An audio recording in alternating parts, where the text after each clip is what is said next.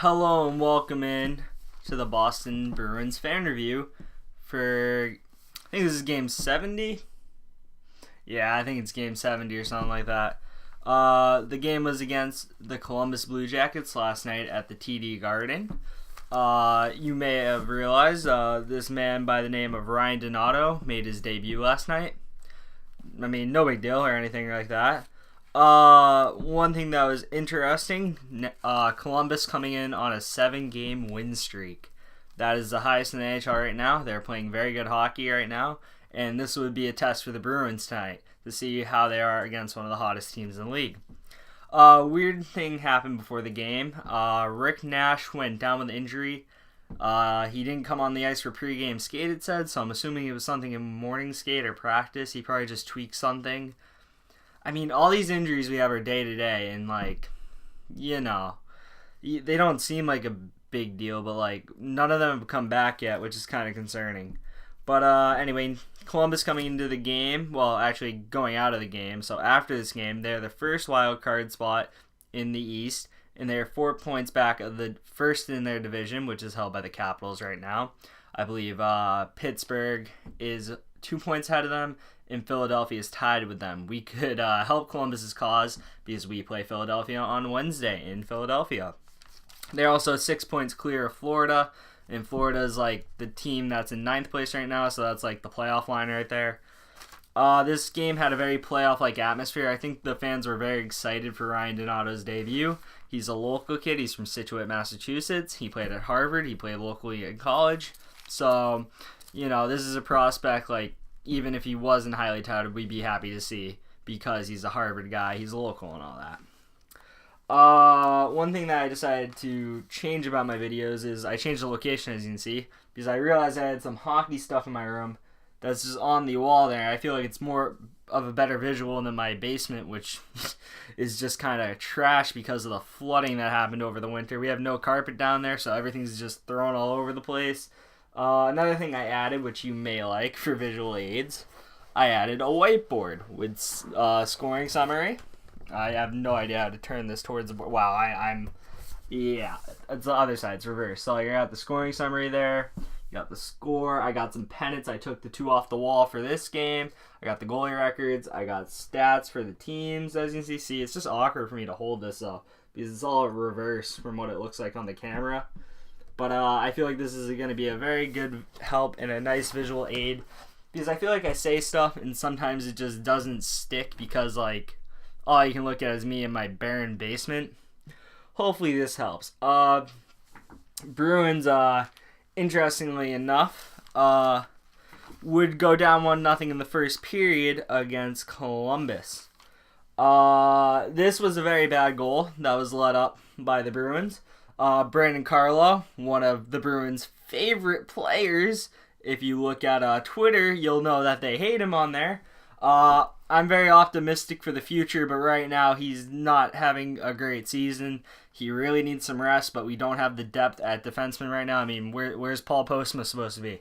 Anyway, let me make sure I get this right. Goal was scored by Boone Jenner, his 11th of the season, assisted by Thomas Vanek, who lives in my nightmares. I believe that's his 28th of the year. This goal was basically it was like they iced the puck, Columbus. I believe it was, I want to say Ian Cole. Don't remember, though. Brandon Carlo goes into the zone to get it, goes behind the net on the boards, gets it, and then just tosses a muffin into right in front of the net. It made no sense. Why are you doing that? Why? You just have the puck, and then you just flick it 4 feet in front of you. Next thing you know, Vanek gets it, slides it immediately to, who did I say scored the goal? Boone Jenner. Boone Jenner. It's in the net before you can even blink. Nesson was so unprepared for this mistake that you didn't even see the puck go in the net because they were still focused on Carlo, because why would they be expecting him to give up the puck like that? Made no sense. Awful goal. Awful play by Carlo. He'll make great plays, but he always has these hiccups out of nowhere, and it just leaves you dumbfounded with how he does it. I don't get it. He's a weird player to analyze because you see so much potential, but at the same time, there's something mentally that's just not there yet. Maybe it never will be. Maybe it will be. Lots of potential, but something in the kid's head at the moment. That was the only goal in the first period. The Bruins were heavily outplaying Columbus, but a theme in this game, Columbus is very clinical. They don't miss opportunities and good chances. They don't get a lot, or at least against us they didn't, but they converted on nearly all of the good chances they had. Donato, very fast. You can really see the pace that the kid brings to the team. I think it was 4 or 5 shots on goal in one period. He wanted a goal badly, and spoiler alert, he got it. Speaking of that, the second goal of the game would come in the second. And formerly mentioned, Ryan Donato would get his first in the big leagues, assisted by Torrey Krug and Danton Heinen. Danton Heinen had a pretty good game. He's starting to get back into form, I think. I hope. Carlo would make a great play. Like I said, he makes good plays, but it's the mental hiccups. Carlo checks Wenberg into the boards. Board plays him. Heinen picks up the puck. Heinen then passes to Donato, which creates a 2-on-2. Donato stays wide. He realizes Krug is making like a trailer play. He's coming in from behind. Passes to Krug. The defender who was on Donato then shifts towards Krug, leaving Donato open in the circle. And like the Alexander Ovechkin I hope he turns into, Donato receives the pass right back from Krug and one times it right past Korpisalo. Korpisalo almost makes a great save, but just too quick of a release, too quick of a shot, too fast. It was just in the back of the net before he could get there. Great play. You love to see it, and we should all be excited for Ryan Donato. Is he going to play like this every night? Probably not. There's a different type of energy you have on your debut, kind of like in the playoffs, where you're just trying harder. And when you're trying harder than everyone else, you're going to 99% of the time succeed if you have the skill at this level, which I think we can all agree he definitely has the skill to be an NHL player. No questions after this game. He definitely has the skill to be an NHL player. We need the scoring right now because of the pieces that we're missing, so this is huge just to get a guy basically out of nowhere just in our lineup. Great play by Krug. Krug's really having a very good year. It might be his best year of his career. Another thing I noted here, Donato knew he was getting the puck back. The second he passed it to Krug, you can see he's like winding up like that. He's just ready for Krug to pass it right back. You're not used to me standing up and doing stuff like that. I have a little more room right in this spot. Anyway, on to the next goal. It would be a Boston goal because, like all great teams, we know how to blow 3-1 leads. It just wasn't good. Let's see. I need to bring the board back. Not in this routine yet. It would be Brad Marchand's 31st. Pastrnak gets his 42nd assist, and Miller gets his 12th assist on the year. Throw the board back on the bed. Miller ripped the puck off Atkinson behind Tuukka.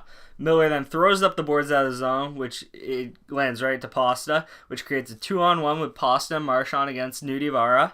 Fun name, Nudivara. Pasta goes for a cross crease. Nudivara dives down, sticks his stick out, gets a little bit on it, but he slides out of the picture. Insert Marchand with a one-on-no-one except Korpisalo. Forehand, backhand, back to the forehand, back to the backhand, and it is roof. I'm not sure anyone has a more lethal backhand in the league than Brad Marchand. I mean, Crosby, sure, but I feel like that might be more reputation. I think Marchand might have the best in the league. Biased opinion right there. That was just a sick move. And as Jack Edwards drops some gems of lines every game, like Martha, the barn's on fire, and like other stuff. But he went, oh, that was filthy. And I can't impersonate Jack Edwards. It's really hard to do that voice, but you can picture it. Like, I don't know. Jack Edwards, like, biased as he is, I don't know. He gets me hyped. Boston would score another one in the second. I haven't been giving time to this. My bad. So the next goal in the period would be Riley Nash, 16 minutes and 32 seconds into it. It was a power play goal assisted by Ryan Donato and Brad Marchand. Nice to see. This, like they say, you got to be good to be lucky. Ryan Donato gets a lucky assist here, but who cares? We're cheering for the rookie. We want those stats. This puck just hits him, but he gets the assist. Remember, you got to be in the right position, kids. So Ian Cole, high stick on Danton Heinen. Heinen actually drew 2 penalties this period, both on Ian Cole. Interesting. Maybe Heinen was getting under Cole's skin or something. Didn't notice that on TV, but it's something that I read on the stat sheet. I was like, he drew 2 against him in one period. CBJ, Columbus Blue Jackets attempt to clear it. I believe it was, I don't know, everything seems like Ian Cole, but Ian Cole is in the box here. I don't know why he keeps coming to mind. 58, so Savard, I want to say. Attempts to clear it. Marchand stops it at the point. Marchand passes down low to Krug. Krug gives it immediately back. Marchand comes a little to the top of the circles, a little, probably not that far in, but a little beyond. Takes a shot through traffic. Hits off Korpisalo's pad, comes back out, apparently deflects off Donato somehow, and Riley Nash is in position to bang it in. Now, if Donato's not there, Riley Nash never gets that opportunity. I'd like to point that out. So it's a good play by Donato to be in front of the net. It's nice to see that. He was in front of the net a lot tonight. He's a goal scorer. He had 26 goals this year in 29 games for Harvard. He has a nose for the net. It's nothing to sniff at when you score that many goals in the NCAA. That's a hard association, league, whatever you want to call it, to scoring. At any level like that, it's hard to score. But Riley Nash banged it top left corner. And good goal by the Bruins. You like to see this. We're dominating the play. We're scoring. And 25 seconds later, we'd get scored on, which is awful. Let's see. Yep, as you can see, 1632 Riley Nash scores, 1657 Sonny Milano, one of the better names in the league, scores. Assisted by Ryan Murray and Nick Foligno. Nick Foligno is the captain of the Blue Jackets. Think that's interesting. By the way, Seth Jones is out tonight. Forgot to mention that. Speaking of people who are of leadership in Columbus, Seth Jones, big part of that team, probably their best defender. Some would argue Werenski. If you watch the game tonight, you wouldn't think so. Werenski didn't look that good in my opinion. Columbus gets the puck in the zone immediately after a goal. Foligno gets in the Gretzky's office position, right behind the net. The Bruins very tightly packed in their zone. Easily could pass around the zone here because they're just so tight into in between the circles. Foligno will pass it up to the point to Murray. He would find Milano, who was making a cut back post. This puck somehow gets between Corrali and Carlo. Carlo wasn't covering back post because he wanted to clear the front of the net. Should he have done that?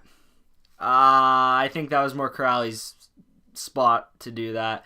It's one of those plays Carlo didn't make the right decision, but you look back on it, the guy was right in front of Tuukka. He's the closest guy to the guy.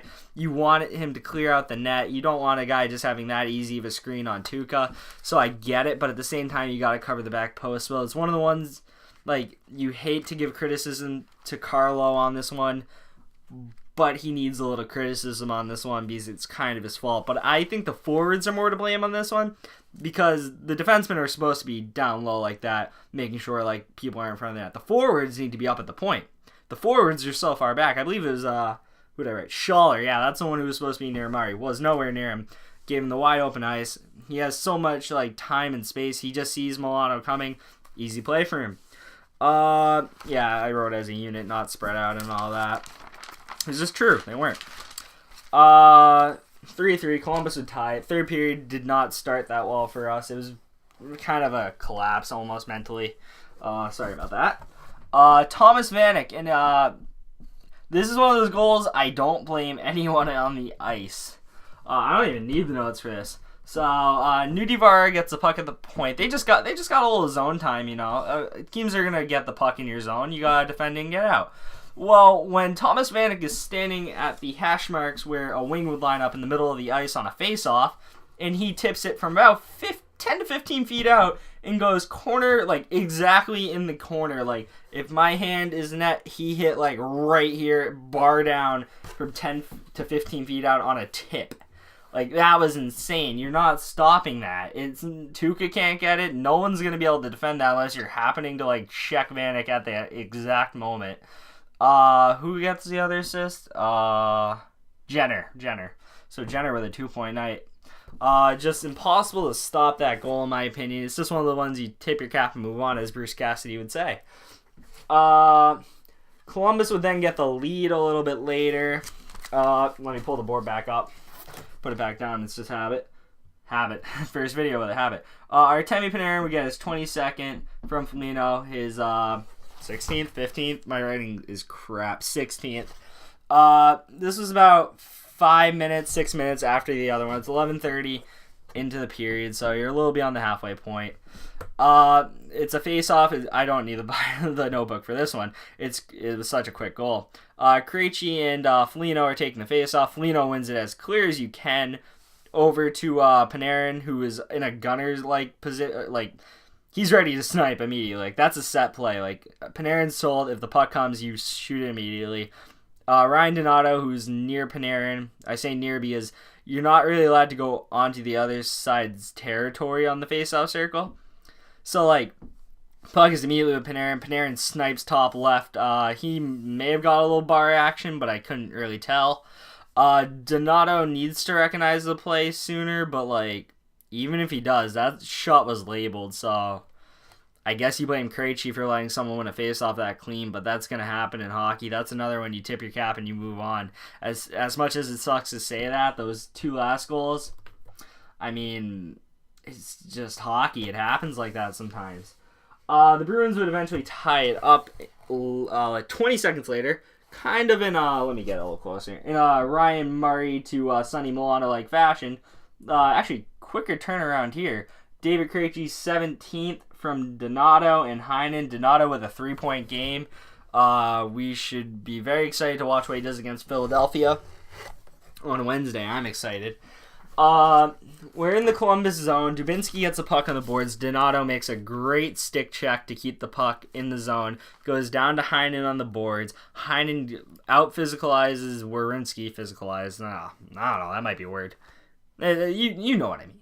You guys know what I mean. He gets it off the boards against Werenski. He gives the pass like 2 feet to Krejci. Krejci sees Donato low, like near the baseline. Baseline is what I call the goal line that goes all the way to the boards.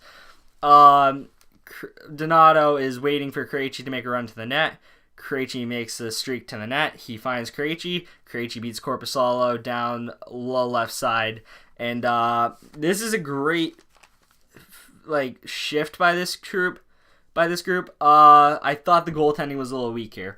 Korpisalo is deep in his own net. Somehow his right pad, he just doesn't get it out in time to block Krejci's shot. It's almost like he's not even expecting it. It's kind of weird. I thought he would have been a little more aggressive on there. If he was more aggressive, probably don't get this goal, but, he was probably not expecting the puck to come at him that fast. Anything I missed on this one? No, but one thing to note here is that Columbus's best pair tonight, or their number 1 pair on paper, got out-physicalized on this shift by 2 rookies and David Krejci. Good job, guys. You guys are doing great things in Columbus. Anyway, so that would tie the game 4-4. It would go down to the wire into overtime. We get 2 notable opportunities.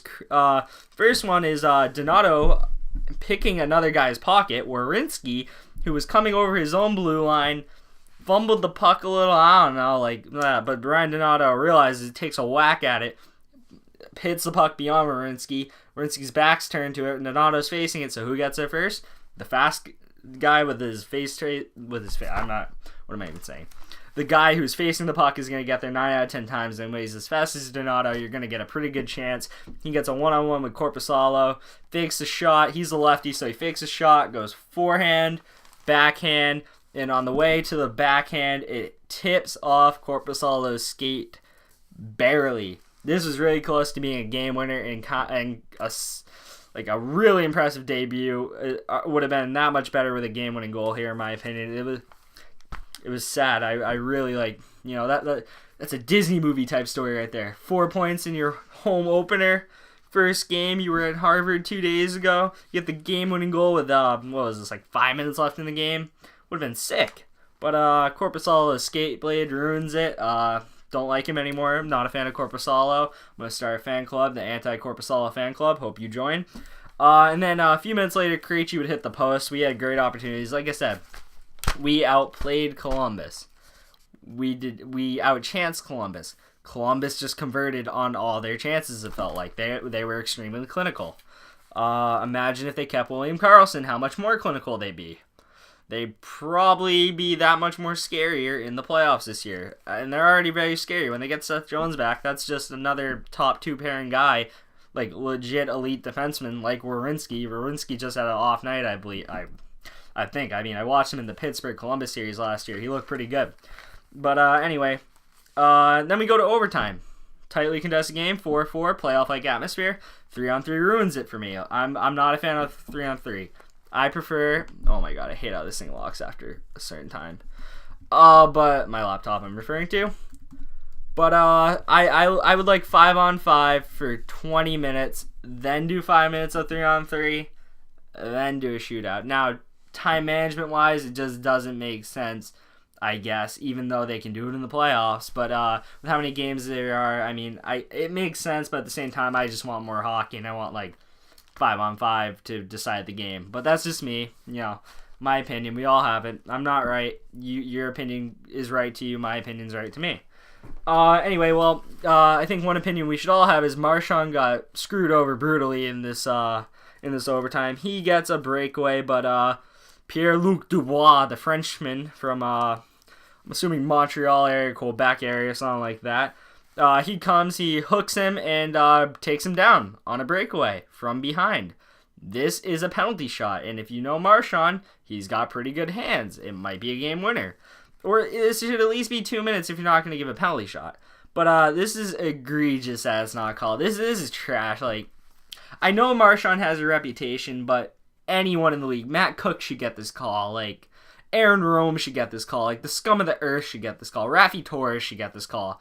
Brad Marchand is not on those guys' levels. He does cheap shots. He doesn't injure people. There's a big difference. He just trips you, spears you. Like, he does the dirty stuff, but he doesn't do the malicious stuff.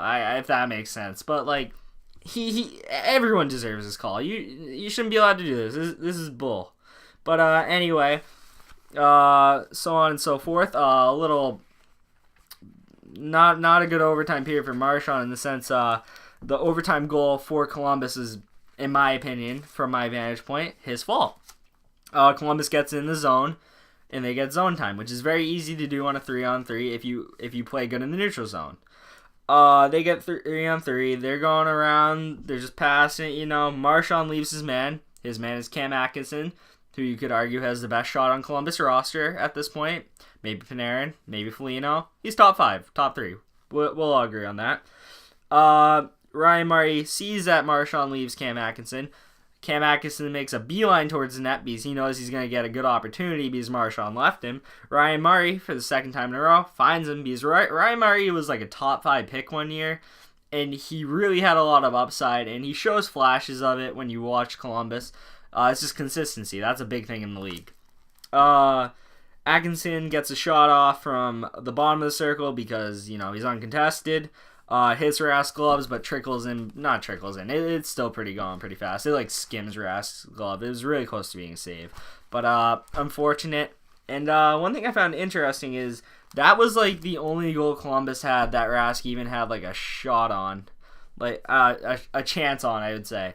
The rest of them, he didn't really have much of a shot. But one thing to note: Bruins outplayed Columbus, but Columbus was clinical. Rick Nash, not really much info is released on that injury at the moment. What else is there? I'll talk about injuries in the upcoming week in a sec. One thing to note is coming into the night, I'm not going to bring up those goalie stats. You can read them for yourself here. But, other corner, is it? Yeah. Rask saved 20 of 25, but as I said, he didn't really have much of a chance on all of this. Korpisalo had a solid night, 34 of 38. Sorry at the awkward angle I'm holding it. If you want, you can read the scoring leaders for Columbus there. I don't really think it's notable to read that at the moment. And there's Boston with Brad Marchand leading the way with 75 and 57. Pasta with 70 and 71. Bergeron, who's been out for a while still, he's going to be caught by Krug, I think, pretty shortly because I don't think Bergeron's coming back for at least another week or two. Heinen with 42. He's starting to pick it up, so he should hold that status. And Riley Nash has been catching because he's getting those first line minutes. Shots were 38-25 in favor of Boston. As I said, they dictated the pace of play. It's just it went Columbus's way tonight. Anything else on the board that's notable? I will say one thing that is notable is Columbus is a very low-scoring team. Their second leading scorer, as you can see, Jones with 49. Panarin with 64. So Panarin is the workhorse offensively on that team. Solid player. He's on my fantasy team. Thank you for those points tonight, I guess, in the semifinal against Brian. Brian's one of my friends. It's not notable. But two defensemen are in their top 6 in scoring, which just shows they're a very balanced scoring team. You know, they're very skilled defensively. And you don't want to play them in the playoffs because they can win any game that's tight. Like they did tonight. They won a tight one. That's all to note, really, about the game itself. Let's talk about the future outlook for the Bruins for a good quick second, and then I'll wrap it up. Backus is going to miss the game. I'm reading this weird. He's going to at least miss Wednesday against Philadelphia. That's all we know. But from what I'm reading online, it's probably a little more than that because they just want to be on the safe side with the cut. You know, you don't want to reopen it and have to get restitched. You want to heal properly and make sure it's not going to break back open. I've had stitches before. You got to be very cautious with how quickly you put it in danger, because when you wear all those hockey pads, it's probably going to get rubbed up against it often. So, you know, whereas every sport for the most part would have that issue. But Char's ruled out for Monday, Wednesday as well. Monday being the game I'm reviewing right now. Wednesday being against Philadelphia. Who knows? Who knows how long he's going to be out. That's the thing about DeBrusk and Char. It's like head injuries or something, or upper body. And that can mean anything. If it's concussions, that can be 3 days to 3 weeks. Who knows? That's kind of scary to look at on the injury report. No update on DeBrusk. That's the most concerning one because he definitely has a head injury. We all saw the way he hit the boards. He was shaking up. I'm a little worried that might be a problem going forward, which, you know, I guess Donato takes his spot, but DeBrusk is a very good spark plug in that offense. McAvoy, there's no update on, but we all know it's he's probably not going to come back until the last week of the season, first round of the playoffs. Bergeron's skating, and they said he's at least going to miss this week. I think he's probably going to miss at least 2 more. I see no point in bringing him back. Catching Tampa is important, but being fully healthy is more important. We're 3 points back at Tampa, 1 game in hand, still in striking distance. 2 more games against Tampa, so definitely control our own fate. Toronto's on a winning streak right now, I believe 5 games. So Columbus has them on by 3 in the winning streak game category of life. They're 6 points back of us, but I believe we have 2 or 3 games in hand, so I'm still not too worried about Toronto, but they could creep in if things don't go our way, and home ice is important, so let's hope that doesn't happen. As I said, we got Philadelphia Wednesday, and then I believe we have it's Dallas on Friday. Those are the 2 next games. I don't remember the schedule in my head beyond that, but Dallas Friday, Philly Wednesday. Philadelphia should be a fun game. I hate them. You should hate them too. Biggest takeaway from the game, Donato is ready for the NHL. Should be a solid player going forward. Hopefully he's consistent. That's the biggest thing for me. Consistency is huge, and it matters a lot in this league. Other things, we can definitely catch Tampa. We just got to keep grinding, and we need some of those bodies back because we're not going to catch Tampa unless we get some help. And, you know, starting to look like we might fall back into being deadlocked into the second position, and all these thoughts of catching Tampa are illusions. But it can be done. It's going to be hard. We need to play good hockey, and hope for the best, guys. That's all I'd say. I've been Patar98. Hit like if you like the video. Hit subscribe if you really like the video.